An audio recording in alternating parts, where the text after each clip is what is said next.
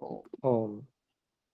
आज के दिन हम वाल्मीकि रामायण इस पुस्तक का स्वाध्याय करते हैं। यह जो पुस्तक है, इसमें हम अयोध्या कांड के 60वें सर्ग को पढ़ रहे हैं, जिसमें कि हम पढ़ चुके हैं कि शत्रुघ्न जी ने मंथरा को पकड़ के और उसको दंड देने की बात सोची और कुछ दंड जैसा दिया भी, लेकिन भरत जी फिर उसको रोकते हैं। तो ये प्रकरण चल रहा है और इसमें हम 60वें, जो अयोध्या कांड का 60वां सर्ग है, उसमें 11 श्लोक पढ़ चुके हैं। आज हम 12वां श्लोक और 13वां श्लोक पढ़ेंगे, क्योंकि इसमें 13 ही श्लोक हैं। तो मैं 12वां श्लोक को पढ़ रहा हूँ। इमामपि हन् इमामपि हतां कुब्जां यदि जानाति राघवः त्वां च मां च हि धर्मात्मा नाभिभाषिष्यते ध्रुवम्। तो भरत जी ने रोका और कहा कि भाई देखो, अब इसमें संस्कृत श्लोक जो है, इसके हम शब्दों को अलग अलग देखें। इमाम अपि हताम कुब्जाम यदि जानाति राघवः त्वाम च माम च ही धर्मात्मा न अभिभाषिष्यते ध्रुवम। पिछले श्लोक में कहा था कि भाई मेरी तो इच्छा हो रही थी, मैं दुष्टाचारिणी जो कैकेयी हैं उनको भी प्राणदंड दे दूं, परंतु जो स्त्रियां होती हैं वो अवध्य होती हैं। और यदि मैं ऐसा करता हूं तो श्री राम जो है वो मुझे, मेरी बहुत निंदा करेंगे, मात्र घातक कहेंगे मुझे। एक तो ये बात उन्होंने कही, और इस श्लोक में इस प्रकार से और कह रहे हैं। इस का हम अन्वय कर लेते हैं। यदि राघवः इमाम अपि कुब्जाम हताम जानाति धर्मात्मा ध्रुवम ही त्वाम च माम च न अभिभाषिष्यते। तो भरत जी शत्रुघ्न जी को कह रहे हैं कि भाई, यदि श्री राम जी ने इस कुब्जा को भी मारा है, मारी गई है कुब्जा भी, अगर ऐसा जानते हैं, ऐसा उन्होंने जाना, तो ये बात निश्चित है कि जो धर्मात्मा श्री राम जी हैं वो तुमसे भी और मुझसे भी कभी बात नहीं करेंगे, ना अभिभाषिष्यते। तो बस ये भरत जी की बात सुनते ही शत्रुघ्न जी का जो है क्रोध था वो ठंडा हुआ और उन्होंने छोड़ दिया। अब ये 13वें श्लोक में है, तो इसको छोड़ते हैं, इसको देखते हैं हम। भरतस्य वचः श्रुत्वा शत्रुघ्नो लक्ष्मणानुजः न्यवर्तत ततो रोषत्तां मुमोचे च मंथराम्। भरतस्य वचः श्रुत्वा शत्रुघ्नः लक्ष्मण अनुजः निअवर्तत ततः रोषत्ताम मुमोच च मंथराम। अन्वय इस प्रकार है। भरतस्य वचः श्रुत्वा लक्ष्मणानुजः लक्ष्मण अनुजः शत्रुघ्नः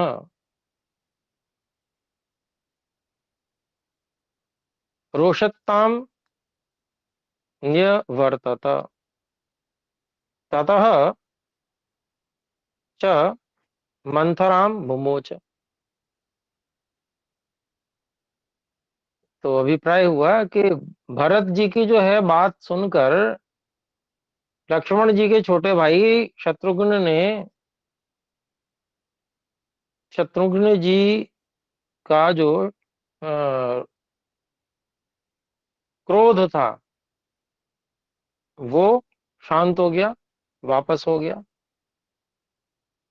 और फिर उन्होंने मंथरा को छोड़ दिया, जो मंथरा को पकड़ के वो घसीटा आदि था, सब फिर उनको छोड़ दिया मंथरा को।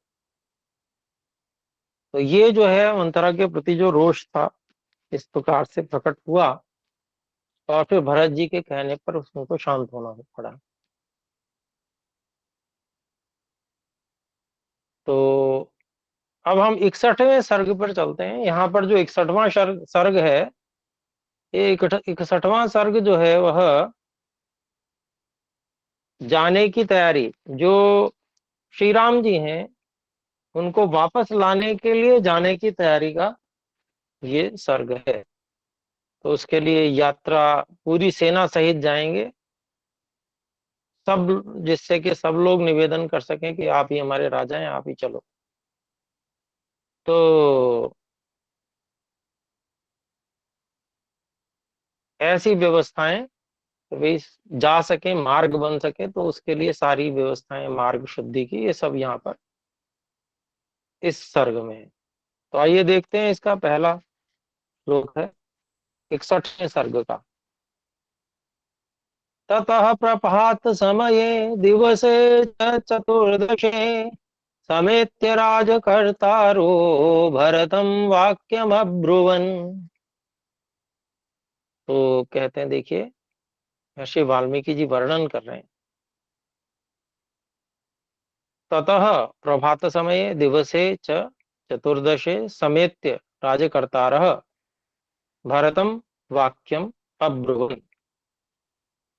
और इसका अन्वय इस प्रकार है, ततः प्रभात समय चतुर्दशे च दिवसे राजकर्तारः राजकर्तारः समेत्य भरतम वाक्यम अब्रुवन्। तो अभिप्राय हुआ, फिर उसके बाद में प्रातः काल के समय में और 14वें दिन जो भी राज्य कार्यकर्ता थे, मंत्री आदि सभा की, वो सारे के सारे लोग मिलकर उन्होंने क्या, भरत जी से ही वाक्य कहा। क्या वाक्य कहा वो दूसरे श्लोक में। तो दूसरे श्लोक को देखते हैं। दूसरा श्लोक है, गतो दशरथ स्वर्गम यो नो गुरुतरो गुरु रामं प्राज्यं वै रामं प्रव्राज्य वै ज्येष्ठं लक्ष्मणं च महाबलम्। शब्द गतः दशरथः स्वर्गं यः नः गुरुतरः गुरु रामं प्रव्राज्य वै ज्येष्ठं लक्ष्मणं च महाबलम्। और अन्वय इस प्रकार है, यह नः गुरुतरः गुरुः दशरथः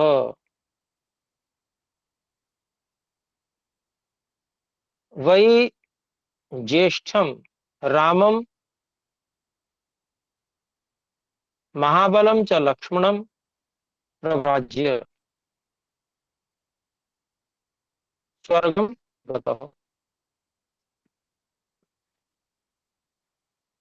तो इन लोगों ने कहा जाके भरत जी को कि जो हमारे बहुत ही आदरणीय, गुरुतरह गुरु, बहुत ही आदरणीय है, आदरणीयों से भी जो आदरणीय, ऐसे महाराजा दशरथ बड़े, सबसे बड़े पुत्र श्री राम जी को और महाबलशाली लक्ष्मण जी को वन भेजकर स्वयं स्वर्गवासी हो गए, स्वर्ग चले गए। फिर आगे क्या कहते हैं तीसरे श्लोक में, अभी बात पूरी नहीं हुई है, थोड़ी सी बात कही है, भूमिका बनाते हैं जैसे, उस तरह से। तो दूसरे श्लोक में भूमिका बनाई है, जो भरत जी के पास गए हैं सभी राजकर्ता लोग। तो तीसरा श्लोक है, इसको मैं पढ़ रहा हूं। त्वमद्य भवनो राजा राजपुत्र महायशः अभिषेचय चात्मानं पाहि चास्मान् नरर्षभ।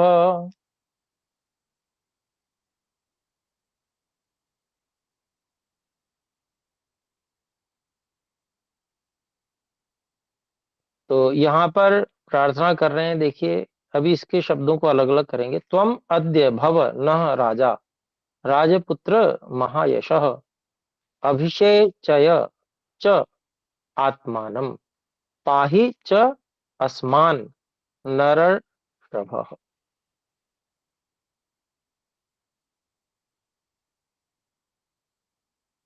तो इसका अन्वय इस तरह से करेंगे। हे महायशः राजपुत्र, त्वम अद्य नः राजा भव आत्मानं च अभिषेचय।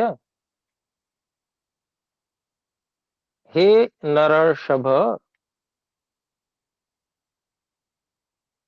अस्मान् च पाहि। तो अभिप्राय हुआ कि हे महायशस्वी राजपुत्र भरत जी, तुम आज हम सबके राजा बनो।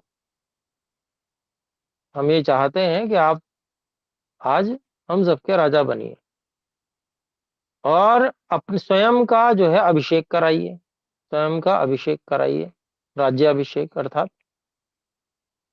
और हे सिंह के समान पराक्रमी,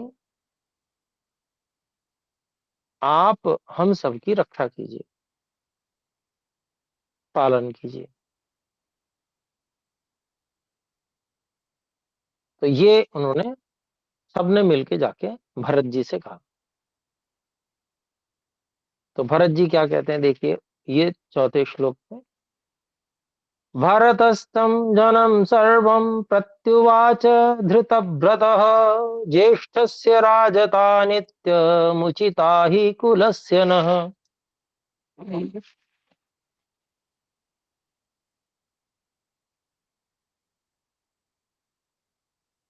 तो यहाँ पर शब्द अलग अलग करते हैं। भरतः तं जनं सर्वं प्रति उवाच धृतव्रतः ज्येष्ठस्य राजता नित्यम उचिता ही कुलस्य नः।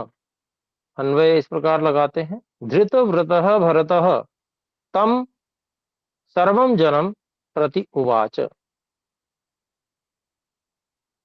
नः कुलस्य हि ज्येष्ठस्य राजता नित्यम उचिता। तो कहते हैं कि जो व्रत लिए हुए, व्रत धारण किए हुए जो भरत जी थे, उन्होंने उन सब जो लोग आए हुए थे राजकर्ता, उन सबको को उत्तर दिया। प्रत्युवाच, क्या उत्तर दिया कि हमारे कुल का निश्चय से जो नियम है उसमें ज्येष्ठस्य राजता अर्थात जो बड़ा है उसको राजा बनाना हमेशा ही उचित माना गया है। तो जो बड़ा है उसको राज्याभिषेक हो, उसको राजा बनाया जाए, यही अपने हमारे कुल में जो है ये कुल का नियम है, ऐसा। तो फिर पांचवें श्लोक में भरत जी ही और बात भी कहते हैं। नैवं भवन्तो माम नैवं भवन्तो माम वक्तुमर्हन्ति कुशला जनाः रामः पूर्वो हि नो भ्राता भविष्यति महीपतिः अहं त्वरण्ये वत्स्यामि वर्षाणि नवपञ्च च।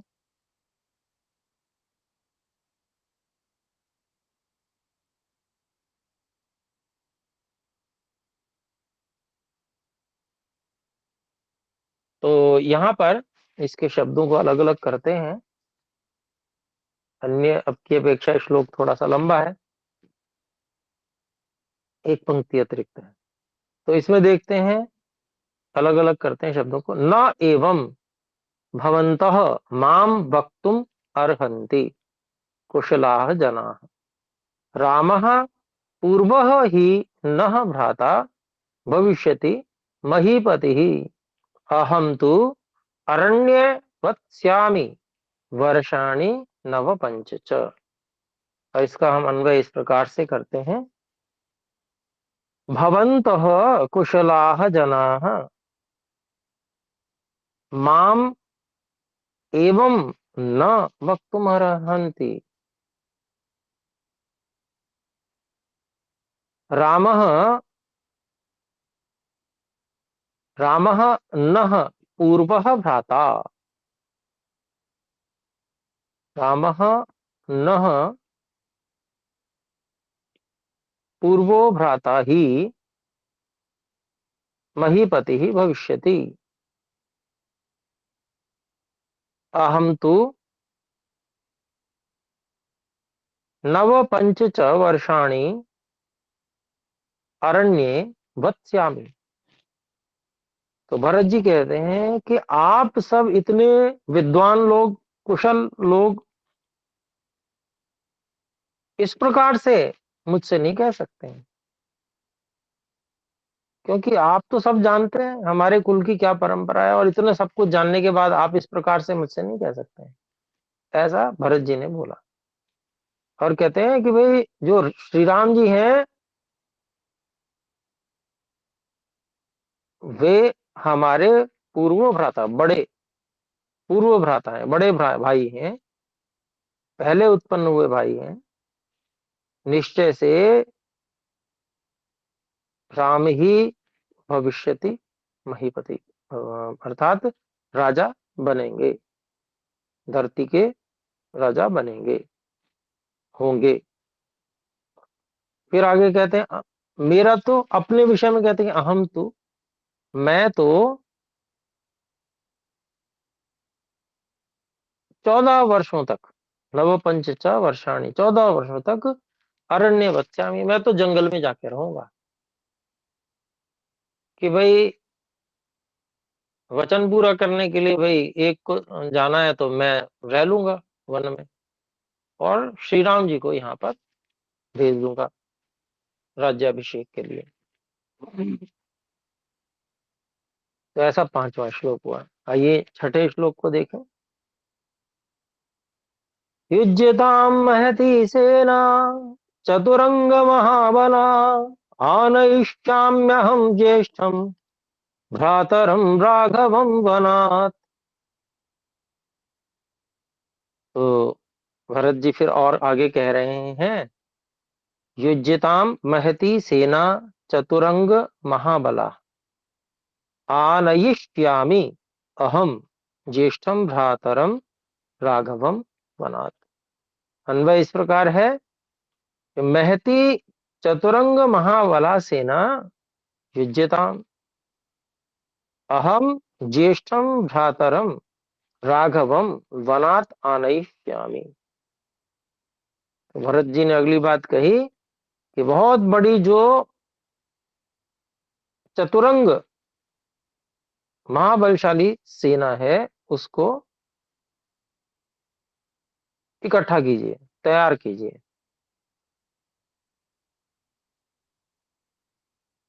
चतुरंग सेना में, चतुरंगिणी सेना जो होती है वो 4 प्रकार के, जिसमें महारथी होते हैं, योद्धा होते हैं, कुछ अश्व पे चलने वाले होते हैं, घोड़े पे चलने वाले, कुछ हाथी पे चलने वाले, कुछ रथों से चलने वाले, कुछ पैदल चलने वाले, ऐसे। तो फिर आगे कहते हैं कि मैं अपने बड़े भाई श्री राम जी को वन से लेके आऊंगा, वापस लेके आऊंगा। ऐसा उन्होंने अपना संकल्प सबके सामने रखा। फिर 7वें श्लोक को देखते हैं। अब वो सारा निर्देश कर रहे हैं, देखिए सब सेना को लेके जाएंगे तो क्या क्या उसके लिए आवश्यक है वो निर्देश कर रहे हैं। क्रियताम शिल्पी पंथा समानि विषमानि च रक्षिण संयान्तु पथि दुर्ग विचारकाः। अलग अलग शब्द। क्रियताम शिल्पिभिः पंथाः समानि विषमानि च रक्षिणः च अनुसंयान्तु संयान्तु पथि दुर्ग विचारकाः। अन्वय इस प्रकार है। शिल्पिभिः विषमानि च समानि विषमानि शिल्पिभिः विषमानि च पंथाः समानि क्रियताम् पथि दुर्ग विचारकाः रक्षिणः च अनुसंयान्तु। तो कैसे कैसे कार्य करना है उसके विषय में निर्देश शुरू कर दिया भरत जी ने कि जो शिल्पी हैं उनके द्वारा जो विषम पथ हैं उनको सम करा दीजिए, अर्थात जो ऊबड़ खाबड़ है वो उनको ठीक करें। और फिर आगे कहते हैं मार्ग में जो दुर्ग का विचार करने वाले और जो रक्षक हैं, दुर्गमता सुगमता इत्यादि सब जो विचार रखते हैं, इस प्रकार से चलना है। और जो रक्षा करने वाले उन वो भी पीछे पीछे चलें। तो ऐसा उन्होंने निर्देश किया। फिर 8वें श्लोक में भी निर्देश कर रहे हैं।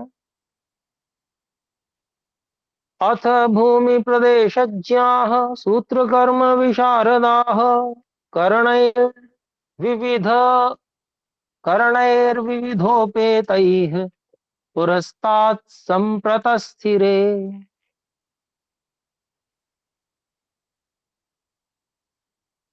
तो यहाँ कहते हैं अथ भूमि प्रदेशज्ञाः सूत्रकर्म विशारदाः करणैः विविध उपेतैः पुरस्तात् संप्रतस्थिरे। और इसका अन्वय इस तरह से है। सूत्रकर्म विशारदाः अथ भूमि प्रदेशज्ञाः विविधैः विविधैः करणैः उपेतैः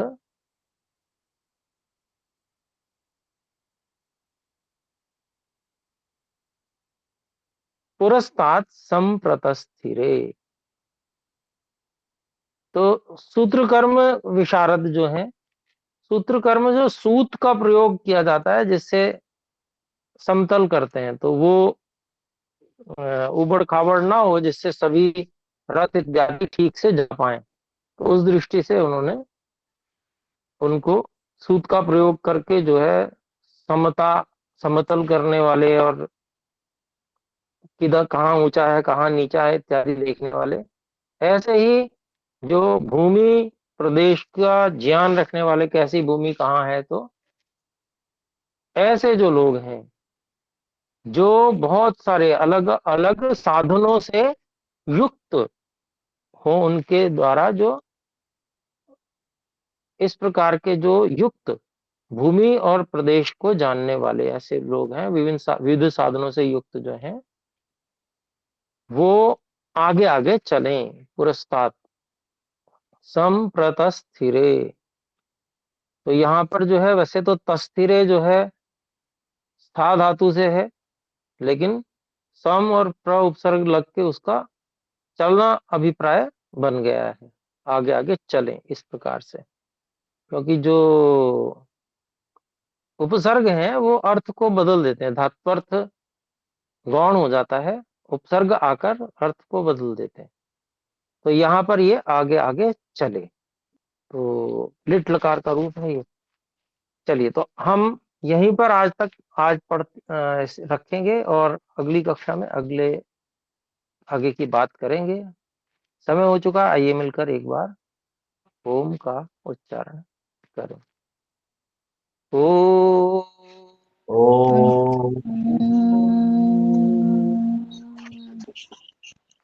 सभी को सादर नमस्ते जी। नमस्ते गुरुजी। नमस्ते।